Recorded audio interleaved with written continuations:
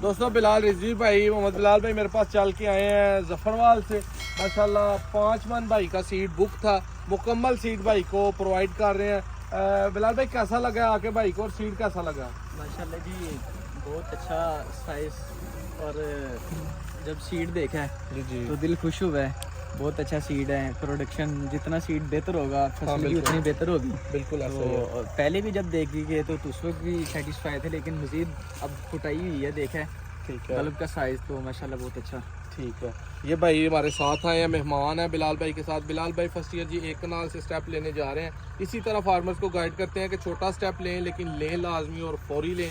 उसी से जो है आप आगे तरक्की करेंगे। फ्यूचर क्रॉप है, मिलियनर क्रॉप है। लोग लाखों लगा के करोड़ों कमा रहे हैं, मिलियंस लगा के बिलियंस कमा रहे हैं, हज़ारों लगा के लाखों कमा रहे हैं। तो यही क्रॉप फ्यूचर क्रॉप है, सहूलत वाली क्रॉप है। और इसका आने वाले वक्त में जब मंडी में आएगी, जब सस्ती होगी, असल मुनाफा तब कमाया जाएगा। इन भाई का शुक्रिया। कुछ आगे दोस्तों का वेट हो रहा है, कटाई वगैरह अभी भी शाम का वक्त हो गया माशाल्लाह स्टार्ट है।